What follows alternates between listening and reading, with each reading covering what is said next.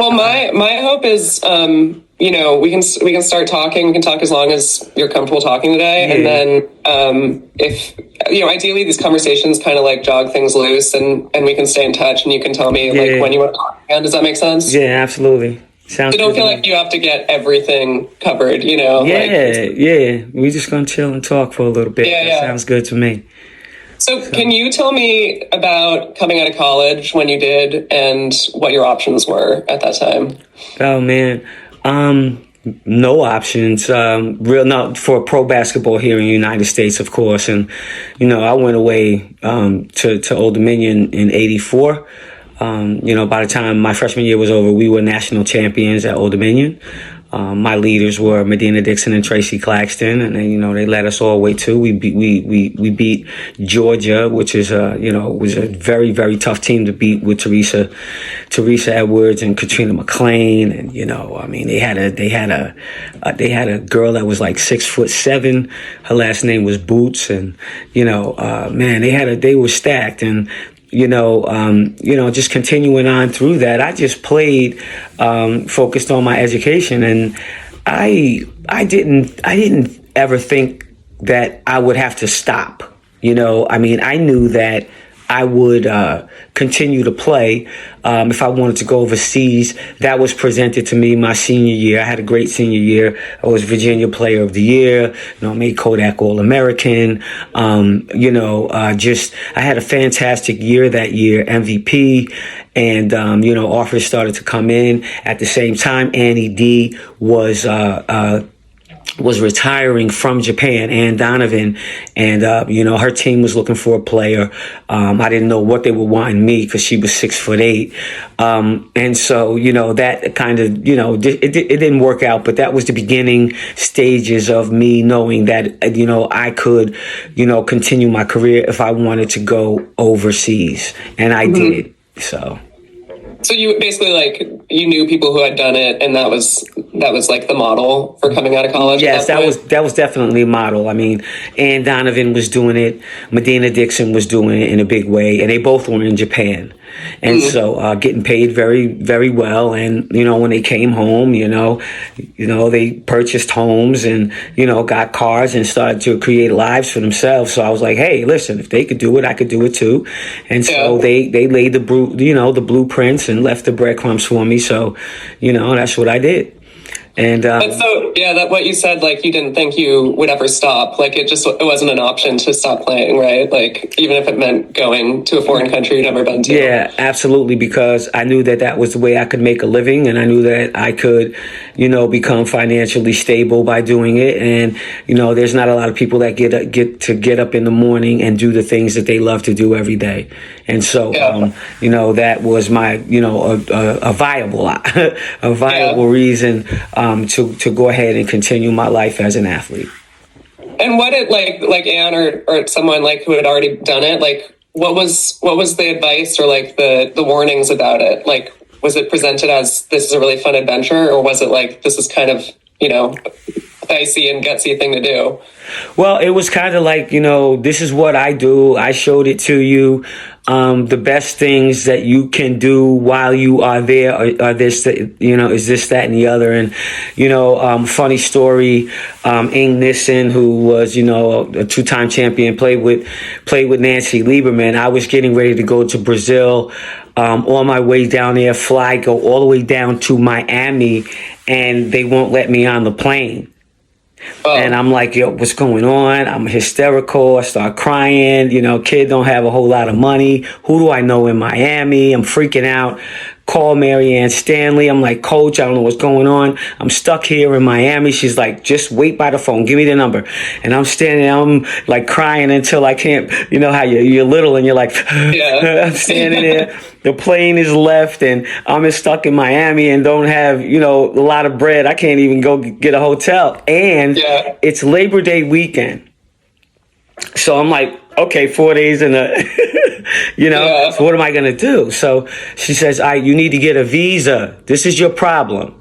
Okay, so she calls Ing Nissen. Her and her husband come and pick me up and bring me to the house for 3 days prior to me going down. So they killed all of my greatest fears of going overseas, because Ing was foreign. She came over to the United States to play. She made a life and got married, and so she had this whole story. So the whole time, sitting before I get on the plane, she's filling me up with wine, and she gives me this list of stuff, and she's like, listen, every time you get ready to get homesick, I want you to look at this list. And it was all of the reasons why I needed to stay. She said, get yourself a magazine, and I want you to clip out pictures of everything that you want to come from this. So I put my Jeep up, I put my house up, and really watched all those things appear in my life. And so I had a good nucleus of people always around me when I was younger to push me in the right direction, tell me the right things. He was there just putting those people. But it's up to you too. My experience wouldn't have been as good if I had refused to learn the language, which was one thing that they said. Don't be in another country and not adopt their cultures and know what they're all about, how they tick, why they do things, and speak the language. It's respectful. So I did all of those things. I learned how to speak Portuguese because I was in Brazil, and I speak it fluently to this day. How did Brazil come about? Were you working with an agent who helped you get a contract there? Well, actually, it was, 96? It was 90, I think it was 90. No, it was before that. Right? Yeah. It was the 92 Olympic team. I think it was the Pan Am game or the World Games, or some games were down in Brazil. Mm-hmm. So she went down there. She was very good friends with the head coach down there. So who went down there? She went down. Mary Ann Stanley went down there. Okay. She was assistant coach. And so she called me on the phone because Brazil had beat them that year. And she called me and she said, hey, listen, they're looking for a post player down here in Brazil. I said, coach, I'm not a post player, I'm a guard. She says, let me say that again. They're looking for a post player down here in Brazil. I said, coach, she says, I taught you everything. You already know how to play in a post. And she did. She always let us post up as guards. So she said, listen, either you want it or you're not. I said, I want it. I said, Brazil? I said, you crazy? I'm out. So that was how I got down there. And then after that, Bruce Levy, he's the god of agents, and everybody had him in some form of fashion. And so I utilized him for Barcelona. No, not Barcelona, for China. Okay. And then I had Gene McNulty for Barcelona. Okay. But for your first, so when that Labor Day story, when you're in Miami, trying to cry at the airport, which really gets me. Man, I was crying so hard.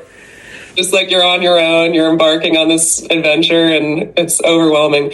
But that was Labor Day. Was that after your senior year of college? Was that like right after? Yeah, that was after after I graduated, and I was just like, I'm on the treadmill, and I'm just like working out, and I'm getting ready to. Actually, I had become an assistant manager with Walmart, and they really wanted to promote me and become this regional manager for them, where I went around and set up stores.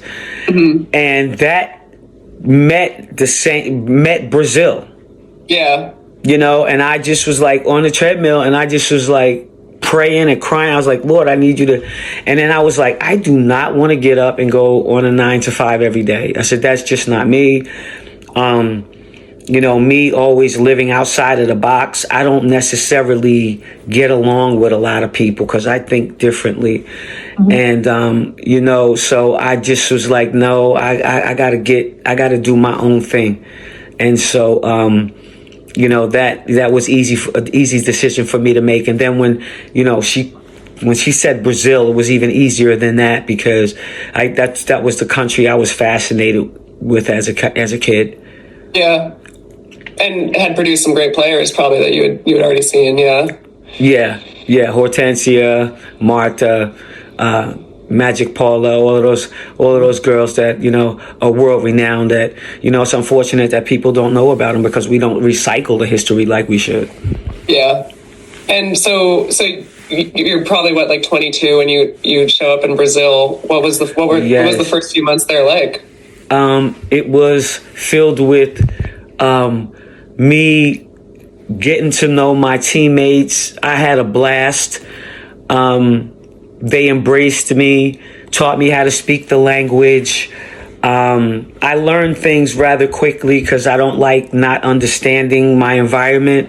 So I made sure I bought the paper. I watched a lot of videos. Of course, we had Blockbuster Video, and they didn't have Blockbuster Video, but there were places that you can go and get videos, and all of them had the translations on the bottom. And so I was watching the movies in English and seeing what the Portuguese word was for it on the bottom. So then I started to get word association. One of my teammates, her mother was like the den mother, the house mother. She cooked breakfast for us and dinner, lunch and dinner. So every time I would go over there, she would do something, she'd pick up a cup and go, Kopu, and teach me, like pick up a pen and, or a fork, and she was teaching me words. And then I got word association with watching the movies. And then my teammates, of course, giving me a healthy dose of how to cuss, to get me technical fouls in the game. My coach is like, where did you learn that? But it's funny because we do the same thing with the foreign players when they come. They learn how to cuss first. So it's like, it's really funny how that works. But I've always had good people around me, and so they made my adjustment very easy. And the managers that I had when I would go there, they would be bilingual, so that helped. And my coach in Brazil, she was bilingual. She spoke English and Portuguese and Spanish, because Brazil is the only Portuguese speaking location in South America. Mm-hmm. Everybody else speaks Spanish. Argentina, Peru, Chile, everybody else speaks Spanish in South America. So most of them are bilingual. Most Brazilians can speak 3 languages. Yeah. Can you now too? Do you speak Spanish as well? Yeah, I understand Spanish and I can speak it. Yeah, that's amazing. It blends in with Portuguese. So, and where in Brazil were you playing? Where didn't I play? Okay. I started in Piracicaba, then I went to Campinas. I went to Aracatuba. I played in Rio de Janeiro. I played a stint in Amazonia. I played in another city called Paulínia, of course, Sao Paulo. I was everywhere. Guarujá. I went to the Bahia. I was everywhere. I got the opportunity to go to Santiago, Chile, to play in a tournament. Peru. I got my traveling on in South America, which I think is probably next to Africa, the 2 of the most beautiful countries on the planet. Yeah. Man, what an incredible way to come out of college too. Just go straight to Brazil. Yeah, like that was different. I didn't have a summer I didn't have a winter for 6 years because I was living in Arizona, and so I was coming home, and I played in August till February. In Arizona, February starting to get warm. So it's like, for a long time, for quite a stint, I didn't have any winter. I was enjoying that for. That's nice, yeah. And how were the contracts in Brazil? How was the money you were making then? Well, my first year I went there, like I seriously went down there on a $12,000 contract, like seriously. But to think about it, I was going to be there for 6 months. It was going to be 2G. I didn't know about the bonuses. It was 2G. It was all mine. They pay the taxes over there. I don't have to pay it when I get back. So I was like keeping $400 and, sending the rest home. So, and then when I'd hit bonuses, they were coming up to me with like, $5K bread, like, oh, here's a bonus money. I'm like, oh, okay. So by the time I came home, I'm 23. I come home, I got, over 10K in my account. I'm like, oh, okay, I'm balling a little bit. By the next year, I doubled my contract. I was at 30. And then after my second year, I was at 180. And this was in 90. This was in 96, 95, 96, 97, 98. Yeah, so I mean, I was making some good bread back in the day early, and so I can't even complain about that. That was a positive experience. You said 180 at the end of it? That's amazing.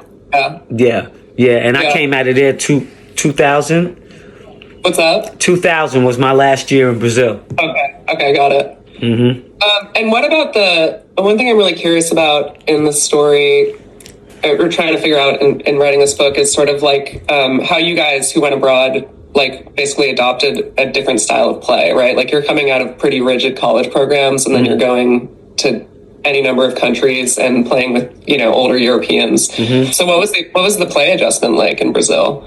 Oh man, you had to get your game up. Them girls could play ball over there, and I think that, for those of us who played USA basketball, we understand, because to play against China is a problem.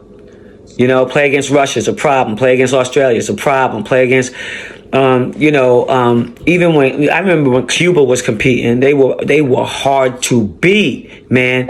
And so, like, you have these countries, and you understand, okay, when you're going over there, you're going to be playing against some girls that could really get down. And so the thing about it was, I didn't play in Europe as much. I played in Brazil, but it's all the same. Okay, because of the international play. Now you got the international lines, and it's different. It's definitely different. And then, shooting from a distance is further out too. So, and then the ball it was different, and not so necessarily bigger, but just the feel and the hold of it, And if you look at the international balls, it's orange, and it's got like this U-shaped kind of white line that goes around it, and then it goes like that. It's a different look to it. So there's so many things that you have to get used to, especially the court. And then the game is faster because the referee doesn't mess with the ball as much as they do in the United States. The ball goes through the hoop. You can grab it and just run the baseline and out. So it's kind of like soccer. You just get the ball, boom, and you're gone. So you can't fall asleep. The game was faster. It enhances your game because the game is faster. Okay, It's rougher because when you go over there, they're coming for you. That's like a rookie in the WNBA. They're coming for you. All right, see what you're made of, and then you going over there, and then you run into some of these girls didn't get paid last week, and here you come, and you got $150,000 contract. You got a $200,000 contract. You got $1 million contract, and some of these girls aren't getting paid. But they're paying you. So you have a host of things that you have to adjust to. But the biggest thing is, like I said, is, become a product of your environment and learn the language, get to know your teammates, allow them to usher you into their country, into their world, let them take you around, experience the food, the culture. All of those things will make it easier. And the worst case scenario, you become a better you. Yeah. Yeah. More worldly. All that stuff. Yes. Yeah. A few people I've spoken to have said there were kind of like two types of American players who went abroad, like players who kind of had a stiff upper lip and didn't want to enmesh themselves in the culture. And then others, the other side is just, I want to learn the language and, like blend in here a little bit.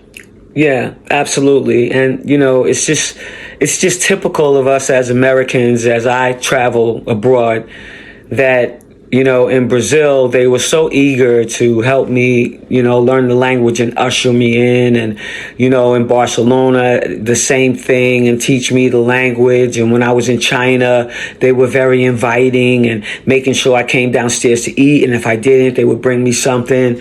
They never let me be by myself. And, can I say that we're like that as Americans? Not so much. If you come to New York, speak English. New Jersey, speak English. In the mornings, most people are cranky. It's just a different culture. It's kind of like the South versus the North. type of thing. That's how, it would be the United States versus versus England or overseas. Like, people are more welcoming and inviting, over here it's just not the same way. And if you divide our country into north and south, it's the same thing. People up north are harder. They're just more aggravated, cranky, people down south laid back, more good morning, and just kind of usher life in a different way. And so me having a good mixture of both of those things, growing up here, but being sent down south to visit my family down there, I knew how to use my hospitality more. And, and then I went to school in Virginia. So then my hospitality came out even more. So all of these things play out when you go overseas. Yeah. And tell me a little bit about like the culture shock moments of being abroad. What parts I've never been to Brazil. What parts of Brazilian lifestyle did you really take to, and what parts felt like, oh my God, I'm in over my head a little bit? I only felt like I was in over my head when I would go to areas where there was like really not a whole lot of life form, well, a lot of people functioning. So if you go into those places, so when I went into the into Amazonia, like, there are so many different insects.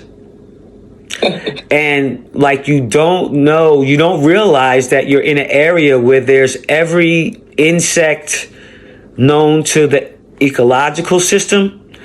And so when you're sitting there and something that looks like a straw starts moving, or something that was supposed to be a tree that starts having life to it, or, even just, and then the beauty of it would be a parrot flying through the air freely, and, it's not captured. Most things like that, like anything that had to do with nature, was always very overwhelming. Or going to Iguazu,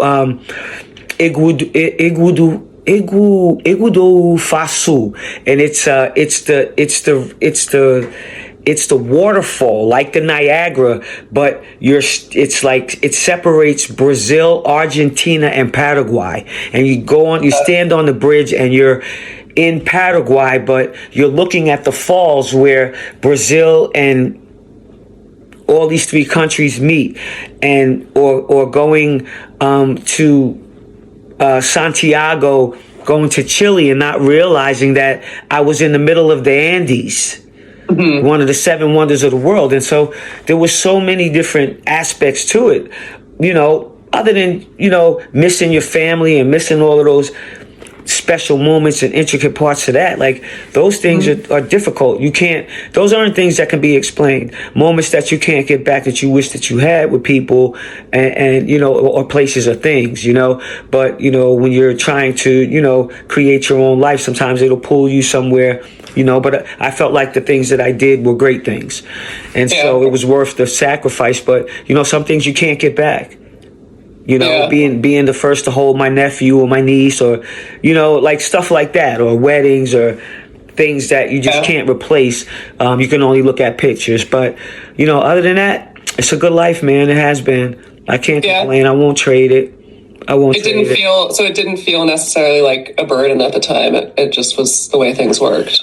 Yeah, I mean, we knew that, when we went into it, all of us, for most of us from my generation, I mean, we went into it knowing that, we were going to be pioneers at this thing, and we weren't going to make a whole lot of money at it. And we were going to be sitting back one day, and we were going to watch somebody. We didn't know about Angel Reese. We didn't know about Caitlin Clark. We didn't know about Asia Wilson. You know what I'm saying? We didn't know about, Paige. We didn't know about Juju. We didn't know about all of these kids that we were going to put into place to make millions. Yeah. We knew that we were going to do that.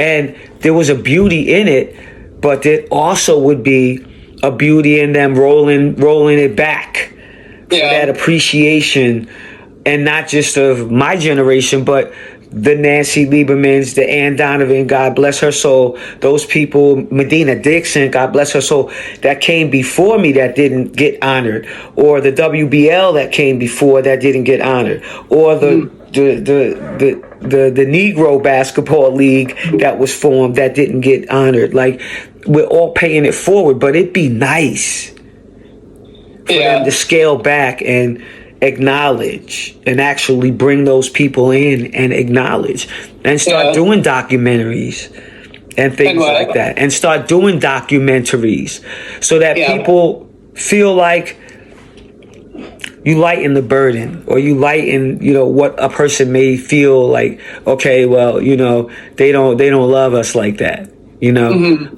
but I'm grateful for these kids out here because they brought a lot of relevancy back to me. You see Cheryl Miller out there more now. You see players coming back into the forefront. Lynette Woodard got called back. So, when that happens, that's a beautiful thing. Yeah, I mean, that's like feeling your legacy, right? Like that, I can't imagine how that feels. Because I'm curious, even when you were playing abroad and then like when you started to hear about rumblings of the ABL or the WNBA, like even in that moment, are you aware that you're like helping to build something? Did it feel that way? I think the initial response for all of us was, oh, I could stay home. That was the initial response to the ABL. Yeah. And then the contract, oh, y'all going to make me the East Regional player and pay me $120 in 1996. Okay. Yeah. So, where were you when you first heard about the ABL? Do you remember? I was actually in Brazil, and ironically, Val Whiting came over to play with me to be the post player. So she comes up to me and just says, "Here, look, Christy Hedgepeth told me to share this with you." I said, okay. Me and Christy was cool. We played USA basketball together. So, one of my Stanford girls, got plenty of those friends. And so AZ and that crew, Molly Goodenbauer, shout out, Katie Stedden, all of them. I could run down the line with the Stanford crew. She says, hey, this is what's going on. I read it over, sent it to my lawyer, faxed it to my lawyer. He says it looks good. He says, if, looks good, I'll give him a call. He called him. He said it was good. All right. Starting at 80. All right, cool. Let's rock. And I ended up, being an East Regional player. Lisa Boyer called me. I'm playing with Dawn Staley, Taj McWilliams. We called over Martha Sobral because Lisa Leslie decided that she was just going to go full-fledged with the WNBA. Mm-hmm. So you're in Brazil and you basically get handed a contract by Val? No, it was the application and information about it. Okay. So we had to go to Emory down in Atlanta to try out. So filled it out, sent them my app and the app fee. Mm-hmm. Got my hotel, rental car, pulled up, tried out. How many people were there? Tell me about it. Oh man, everybody that you could imagine was trying out. It was like a homecoming to basketball, from Edna Campbell to Cherie Sam to Taj McWilliams to, oh man, Yolanda Griffith to like, it goes on and on with all of these great players. Now, of course, they assigned some players. Katie Stedden got assigned. She's up there, Columbus Quest. D. Staley Lisa Leslie gets assigned to, the Richmond Rage. And then, all of the different teams all around. Teresa Edwards down there with the Atlanta Glory. So they had two players that they, were the, franchise players. And then they had, one player that was the East Regional player. Mm-hmm. Or the regional player. So I was the regional player for Richmond. After the tryouts, that's what she came up to me and said, "Hey, Age, we want to make you the regional player." Blah blah blah blah. They told me what the salary, the lock-in was going to be. I said, "All right." And then I talked to my lawyer. I didn't have anybody as an agent at that time. So I just went in their agent list. But by the time the end of the season I was talking to Ernest Ruffin Jr., who was Yolanda Griffith's agent, and he had came with some real nice perks because we were playing on BET, and that was the TV contract, and Reebok had a healthy stake in it as well. Just absolutely fantastic. And one thing I'm really curious about is kind of I know at the stage that we're talking about right now, obviously the WNBA didn't exist, but the ABL had a real mission and philosophy around player involvement, right? Like having equity in the league and getting a more than livable wage. Yeah. Did you feel that from the beginning? Did that seem to be like part of the pitch to you guys? Yeah, and that was the main reason why most of us decided to stay. I mean, if the league hadn't folded, we wouldn't have stayed. We wouldn't have left. We would have just kept going on. All of the best players were in the ABL. Yeah. We were all over there. There wasn't anybody flocking to go anywhere. You had the best players in the country, in the world, playing in the American Basketball League for 2 whole years. And then when the WNBA decided to create itself in 1997, they used the USA Basketball players, and that's how they got established, and then to get the corporate sponsors and this, that, and the third, and then that's when the whole four-corner Microsoft started to happen, and ABL started to feel the pressure of it, and the TV contract was really, really important, and when BET decided that they were going to go in another direction, it really hurt because you had people that were literally at that point investing $15 million in the league. Yeah. The league was doing very well. And ABL was. Yes, it was doing very well. But I think that they were moving too fast, and they were very eager to pay us. I think that if we had known that the league was in trouble, I think a lot of us would have taken a pay cut just for the heck of it. Just so the league would survive. Was that floated to you guys? Was that floated to you guys before it was folded, like a pay cut? I think that it was floated to us, but it was floated to us too late. It was floated to us when it's like, okay, either we're going to sink or swim. And then at that point, to ask somebody to give up 40 grand, might not be as easy as if you had to set it in the beginning. Listen, for monetary purposes, we can't give you a raise, or for monetary purposes, we might have to cut back on this or shorten the season or whatever. It just wasn't presented quick enough, and I don't think that you can prepare for a TV company saying, okay, that's it, we're out. Yeah, that's no matter how much of a cushion you have, you can't really recover from that, right? Yeah, absolutely. Because Reebok was doing what they were doing, but it wasn't enough to carry us through the whole season. So, we had to collectively decide, that it was over, which was real difficult. It was really difficult, and we also knew that they weren't going to take everybody. There was 120 of us. And they took 44 of us or something like that. The WNBA took 44 of us. So it wasn't like everybody got to, roll over to the league. They had to wait on the outside until room was created for them. They get the opportunity or get an agent, try to get a tryout for the following season, or what have you, get in the training camp. So, it went from, my salary went from I was touching too. I think it was 180. I was getting ready to do a 180 contract that year. And I signed a contract for 27.3. To go to Utah. To Utah. Okay. And I'm sitting there like how do I pay for my, how do I,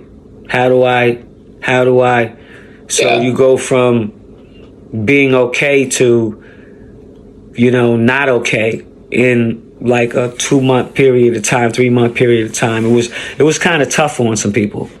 Yeah, of course. It's a huge jump. Yeah, especially those that weren't on the higher scale of making money.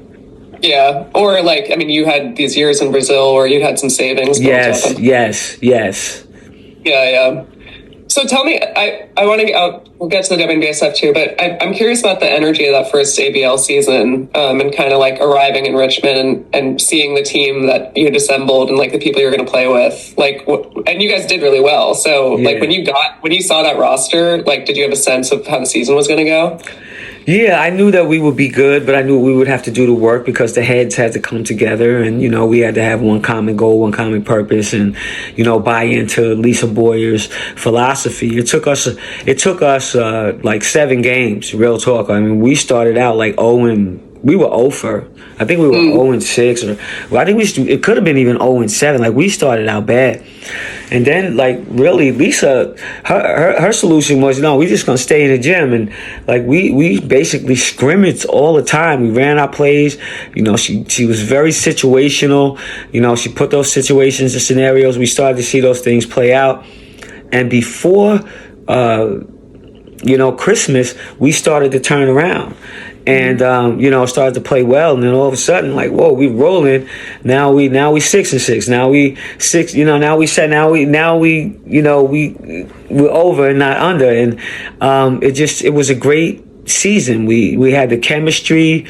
It was fantastic. That year they brought in Jackie Joyner Kersey. She came in. God bless her. She's so funny. I've never seen a woman so fast in my life. She was so fast that she would run past the pass that you passed her. We watched her. She was on the baseline. Dawn threw the ball full court. Okay. Before the ball bounced on the ground, the girl was there to get it and lay it up. We had never seen, and we would just laugh because she was funny, and she wasn't the greatest basketball player. She was just athletic, and it was great to have her. It was great to have her husband around. They did so much for bringing money into the league through foundations and stuff like that.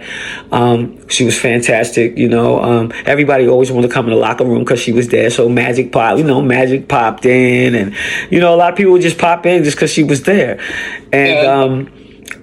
We had a fantastic time. I really loved that team. We had a chemistry that went unmatched. Richmond embraced us. We had great sponsors.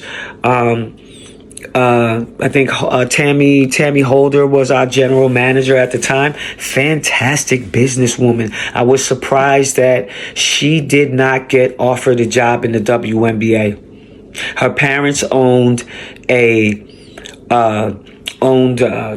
U-Crops grocery stores chains or something like that. So they were one of our sponsors, and she was self-made. She was very smart. She was a businesswoman. She knew how to tie the sponsors and bring people in, fill up the gym. She had a heck of a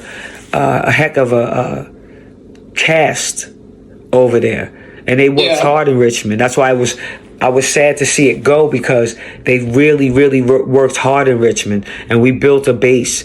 And I would love to see the WNBA get back into the Virginia market. As you can see, there were 5 teams in the dance from the state of Virginia, and unexpectedly William and Mary. Yeah. So the game is, women's basketball is heavy in Virginia. I'd like to see that. Yeah. Well, can you speak to that a little bit? Because I know this history, but for like a reader who doesn't, like the ABL was like specifically going after markets that had strong college programs, right? Yes. Like part of the approach. Yeah. Yeah. And